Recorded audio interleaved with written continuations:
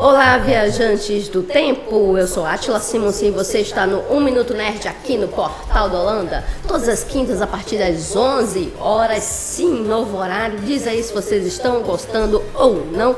Mas é o seguinte, o nosso assunto dentro do Portal da Holanda é exatamente aquela parada cultural, é um momento de entretenimento e diversão nesse site que é o maior da região norte. Nós temos como próprio. Okay?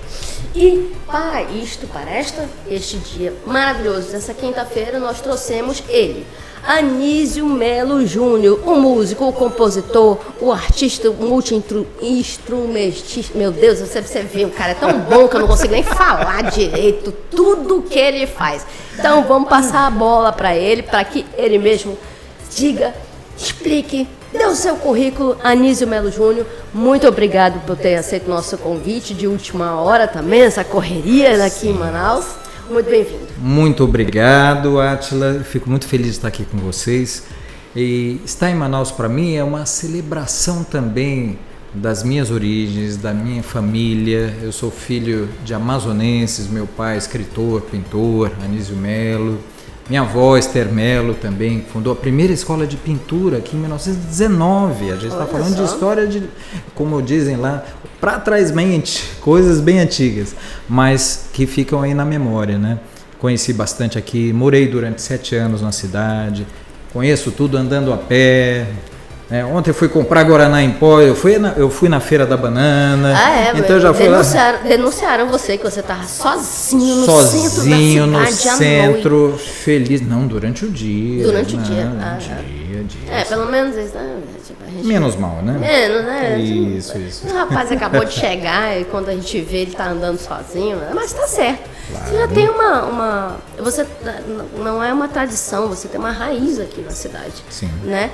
E que ela entrelaça com a própria história da arte do nosso Amazonas. Como é que é isso? Hoje você está morando em São Paulo, né? Veio para cá, a gente roubou ele rapidinho, tá, gente? De um evento que aconteceu no final de semana, a gente roubou ele ali rapidinho. Tem vantagem, né, Paulo? Na verdade, a gente tem vantagem, né? O Minuto Nerd sempre apoia esse tipo de evento. A gente tem umas vantagens assim, de vamos roubar só o cara principal do evento, vamos roubar aqui rapidinho, 20 minutinhos. Como é essa tua relação hoje com a cidade? A gente tem essa questão da história, sim, claro, faz parte, uma questão da família, mas você enquanto homem, enquanto pessoa, como é que é isso? Olha, eu sinto que eu tenho uma missão de vida, e dentro dessa missão de vida, existem algumas coisas que têm relação com a inovação, com a música, a maneira como eu trabalho a arte, a literatura. Eu tenho alguns livros lançados também. E também estabelecer uma ponte cultural entre São Paulo e o Amazonas, especificamente, a região norte aqui, mas especificamente o estado do Amazonas, que eu tive a oportunidade de conhecer um pouco do interior. Aqui uma vida não é o suficiente para dizer que você conhece o Amazonas, mas conheci Irunepé, Carauari, Humaitá, São Gabriel da Cachoeira. Fiz alguns trabalhos rápidos assim de mapeamento cultural aqui também, Novo Airão, em alguns lugares a convite do Sebrae. Então assim, eu tenho assim um carinho muito grande e por ter vivido e ter nascido num ambiente em que havia uma biblioteca. Eu nasci dentro de uma biblioteca saudade. E aquela biblioteca formada através do interesse, da pesquisa e do amor pela Amazônia. Então meu avô, que é o Otaviano Melo, fundou a cidade de Altazes, por exemplo. Era um juiz e dentista, né, que quando as parteiras estavam muito longe, ele chamavam o doutor mais próximo, né, que era o juiz.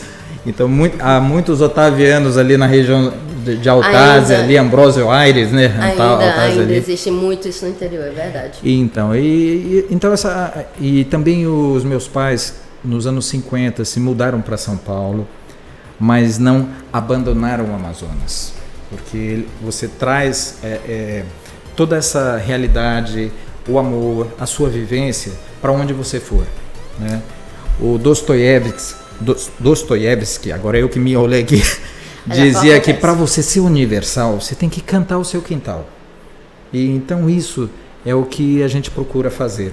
meus pais, no final dos anos 50, já na atividade jornalística, tiveram um jornal chamado Correio do Norte, que justamente fazia essa ponte cultural, inclusive para trazer recursos para a construção. Fizeram uma campanha nacional para se construir um hospital do Seringueiro, em Eirunepé, em 1958. Minha amiga vai Nós estamos falando de um Amazonas pré-Zona Franca, que não gozava de nenhum tipo de lei de incentivo para pelo menos tornar um pouco mais equilibrada a distribuição, né, dessa questão tributária, assim. Então, assim, eu vejo hoje em dia, dentro dos meus recursos, eu sou um autônomo, né, sou músico profissional, tenho um estúdio há 26 anos, a Melo Music, em São Paulo, e de lá nós fizemos uma série de atividades. Então, inclusive um disco que é muito conhecido aqui na região, que é o de um grupo chamado Raízes Caboclas, e foi o segundo álbum deles, o Cantos da Floresta, no qual eles me convidaram para produzir. Um dos mais famosos, né? Sim, foi o segundo álbum deles, e numa visita aqui a Manaus, conheci o Celdo Braga, o Eliberto Barroncas, que já conhecia há muitos anos também, das visitas, né? Justamente por essa relação deles com a literatura e com a música, né? E com as pesquisas de instrumentos, né? Porque eu também gosto de construir instrumentos, assim, eu fiz cursos de luteria, mexer com madeira para tentar tirar o melhor som, né? E então dessa relação eu fiz alguns outros trabalhos de música regional com o Márcio de Camilo, que é da região do Pantanal. Parceiro do Almir Sater, do Rodrigo Sater, irmão dele. Um abraço, Pantanal, faz tempo que eu não vou lá. Ali é terra muito bacana também. O Dinho Nascimento, que a gente ganhou um prêmio, que era o Prêmio Sharp de Música, na categoria de música regional. Então, assim, a gente está sempre procurando unir as pontas, unir esses interesses de promoção da cultura, né? Isso é muito interessante. Eu sou nômade digital, no momento eu estou baseada em Manaus de novo, né? E assim, você foi falando assim das cidades e tal, eu falei assim, cara, tem uma coisa, eu não conheci o Amazonas inteiro, eu acho que eu conheci só metade. E não interessa, Eirunepé fica ao lado de Envira, gente, é tipo ao lado, e elas são duas cidades bem diferentes, elas podem ser, são cidades irmãs que seja, mas assim, não é a mesma coisa. E eu também tenho essa sensação de que, quer saber, não importa muito para onde eu vá. Tem o Amazonas ali.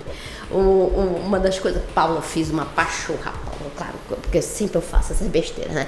Pois eu fiz a pachorra, vamos deixar só em pachorra, porque eu não gosto de falar palavrão. Eu não fui tomar açaí do exterior. Eu não sei até hoje o que eu fiz na minha vida, assim. Eu acho que eu gastei tipo uns R$30, assim, né, convertido. R$30 para tomar um açaí no exterior. Isso é muita burrice. Talvez, né? 30 euros, né? Para tomar no exterior, pior ainda. Não foi euros, mas ainda assim, na hora que eu converti, eu falei assim, cara, isso dá uns R$35 para um copinho desse tamanho. Eu não sei por que eu fiz isso. Até hoje eu não sei. Então tem algumas coisas assim que elas são próprias demais do local, ao ponto de que eles são insubstituíveis. Elas podem acrescentar no nosso dia a dia ou não. Uma outra coisa que eu sentia muita falta era de farinha. Gente, só existe farinha na região norte, tá? O restante não é uma farofinha, um negócio. Olha, a coisa mais normal, assim, eu venho regularmente assim a Manaus. Sim. Desde 1977. Eu tinha Você sempre leva farinha, né?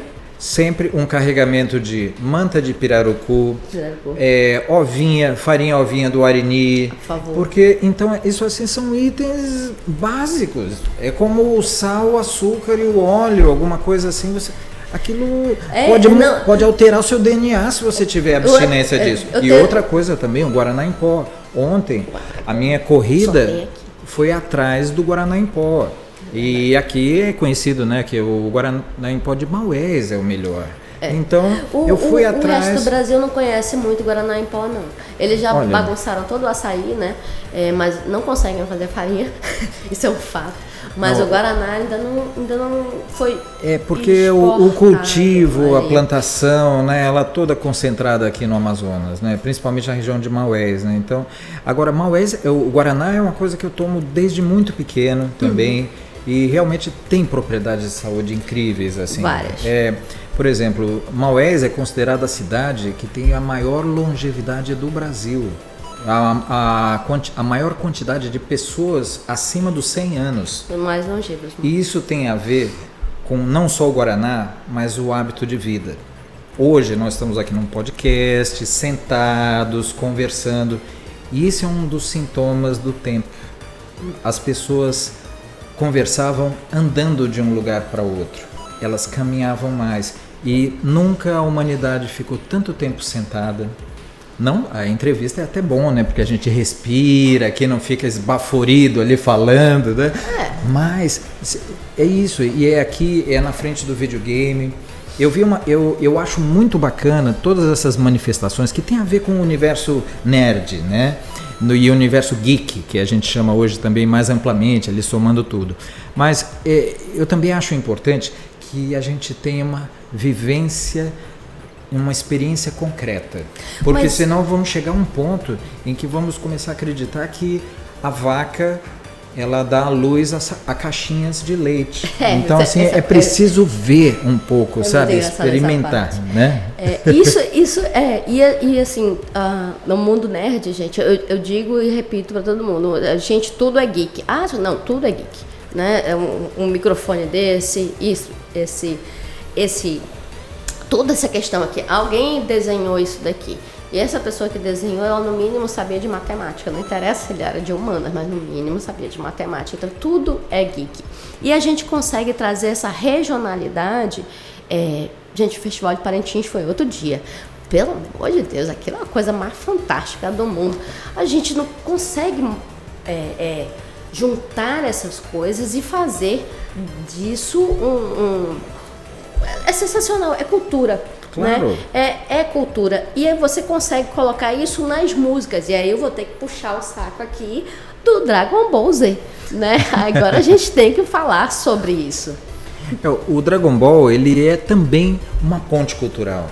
A gente vê o Ocidente e o Oriente se juntando dentro do quê? Da atividade estética, da música, das temáticas. E quando se fala num desenho de muita ação, né, como o Dragon Ball, dessa luta do bem contra o mal, de todas as ações, de todas as superações, né, essa palavra que está na pauta da resiliência, né, aquela coisa toda, né, mas que no fim é o seguinte, é você ter casca, você ter resistência, você usar aquele pensamento do Descartes, né? Eu penso, logo existo, você usa assim como penso, logo insisto, ou seja, vou para frente, vou para cima, vou fazer acontecer.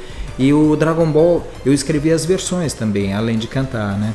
E a minha preocupação era justamente em saber que o público ao qual se destinava a animação era predominantemente um público em formação. Então, fazer uma apologia da violência, da vitória e da derrota seria muito raso, e eu queria oferecer algo melhor que mostrasse também o espírito da animação. Falar do poder da união, o poder da capacidade de você sonhar para realizar, não é ficar em Nárnia, mas ser criativo, ter uma mente criativa, deixe a mente caminhar e voar sem freio. Te levar e tudo. E depois você filtra, fala, olha, eu tive um insight aqui, uma ideia incrível. Poxa, eu vou trazer isso aqui como o Platão falava, eu vou trazer do mundo das ideias para o mundo da existência. Então, quando você vê coisas como o Dragon Ball, Game of Thrones, você vê Senhor dos Anéis, tudo isso é pesquisa de filologia do Tolkien, pesquisa de estudos comparados de civilizações e de mitologias. Cavaleiros do Zodíaco, você tem a astrologia, você tem a mitologia grega. Então, é uma soma de tudo. Então, esse grande caldeirão é que mostra essa riqueza do mundo nerd e do mundo geek. Então, eu sou apaixonado por isso. E eu começo a viajar, assim, né? Nessa de... a criança fala, né? O South Park falava, o Cartman, né? Ele falava assim... ninguém manda em mim! Né? Que era o Cartman, né? Era terrível, né? Mas bacana essa hora, ninguém manda no seu pensamento. Então pense tudo, faça uma auto-brainstorming, né? Não, e aí você pega um papel, você joga tudo lá. Gente, nem toda ideia é boa, mas não significa que ela precisa ser descartada. Não. E outra coisa, deixa ela ali, entendeu? Acontece muito, por exemplo, o Minuto Nerd, a história dele é a seguinte: eu sempre quis fazer resenhas de livros, porque eu também fui nascido e criado numa biblioteca. E quando eu tava ali, eu falei, gente, ninguém mais lê, eu não tenho com quem ficar conversando sobre isso e tal. E aí eu pensei no Minuto Nerd exatamente para resenhas de 1 minuto sobre livros, né? E aí eu deixei aquela história lá. 6, 7 anos se passaram, veio o Instagram, fez vídeo de 1 minuto, e em uma semana eu estava com o Minuto Nerd exatamente fazendo isso, dando o meu jeito de fazer aqui. Alguns anos se passaram e agora nós estamos aqui, né, Paula? Só aqui no nosso programa são 5 anos. Então a gente, não é porque, assim, essa ideia aqui, mas não dá para fazer hoje. Não significa que ela não possa ser feita mais tarde. Não, o seu nível de maturidade é outro. Sim. A tecnologia, gente, claro. A tecnologia toda tá aí. Claro, né? Assim, o mundo geek tá aí para isso. E eu observei uma coisa que você falou no começo agora. Eu pego um papel, então a gente tem uma relação também material. Eu tenho uma frase para as ideias que é assim: escreva, nem que sejam tópicos, porque o vento leva as palavras e o ectoplasma leva os pensamentos. Então faça, anote, porque aquela ideia que parecia tão distante, tão irrealizável, de repente um dia, na soma de oportunidades, de condições ideais, fala assim, chegou o momento de tirar aquela ideia do papel. Chegou o momento. E daí, nisso, vão acontecendo coisas que surpreendem a gente mesmo, né? E a gente vai evoluindo. Olha, a gente nem faz mais resenhas de livros em si, porque a gente faz eventos. A gente ampliou o negócio, né? Mas é que vamos fazer eventos sobre livros. Né? E agora nós temos o programa, então a gente fala. Esse ano mesmo, né, Paulo? A gente estava com o pessoal do Tolkien aqui. Olha só. Foi esse ano. Eu tive uma banda de heavy metal. Nos anos 80 que se chamava Excalibur. E a nossa ideia, ela era uma banda que tinha assim uns meninos que começavam abrindo o show da gente, chamado Viper. Que tinha um cantor chamado André Matos, que depois teve o Xamã e a carreira solo dele brilhante, falecido alguns anos atrás, né? Sim. Inclusive existe até um feriado em São Paulo, que é o dia do heavy metal lá, que é o aniversário o dia de falecimento, na verdade, do André Matos, né? E no Excalibur nós fazíamos pesquisas literárias. Então, por exemplo, numa época que não havia o filme do Senhor dos Anéis, só havia publicações da saga do Senhor dos Anéis, o Silmarillion, o Hobbit e tudo mais, só em edições portuguesas da editora Europa América. Então a gente ia atrás. Veio pra cá depois. E a única coisa que se tinha assim em cinema do Dragon Ball era uma animação de 1969, né? Então a gente ia atrás desse material. E o Excalibur fazia letras já desse universo geek, né? Do Senhor dos Anéis, a criação do mundo, que a gente fez uma música chamada Saga de Cronos, contando como era aquele, é uma maneira de aproximar, né? Porque no fim a gente vê desde os gregos lá, as fábulas do Esopo, a formiguinha neve. Existem vários mitos de criação, gente. Cara, procurem. Não significa, você não vai mudar de religião porque você vai procurar outra coisa. De jeito nenhum. Os mitos de criação eu amo. Eu amo tanto os mitos da criação quanto os apocalipses, que também são ótimos. Sim, porque é o começo. É o começo e o fim da história, né? Cada um estoura o mundo de uma forma assim, mas vamos acabar com tudo. Assim, é muito. É fantástico. A minha banda Apocalipse, ela tinha uma música que venha conosco para ver o que sobrou, né, no fim, assim, descrevendo o que era um fim nesse mundo distópico, assim, o mundo acabando, as fendas se abrindo no chão, aquela loucura nas ruas. A minha primeira banda era uma música com 4 acordes, assim, que um dia eu fui assistir um festival chamado de Iacanga, que foi uma espécie de Woodstock brasileiro que teve 3 edições, 75, 83, a que eu fui, e em 84. O nome não é estranho. Foi um festival, ele tem até um longa-metragem contando assim, o barato de Iacanga. Conta essa história desse festival. E tocou Egberto Gismonti, João Gilberto. Eu assisti um show do João Gilberto 5 horas da manhã, do lado de uma lâmpada, deitado, porque fazia um frio danado. E foi um show que é bem diferente do que falam, do preciosismo dele. Ele entendeu que ele estava tocando para as pessoas que estavam entendendo o som dele.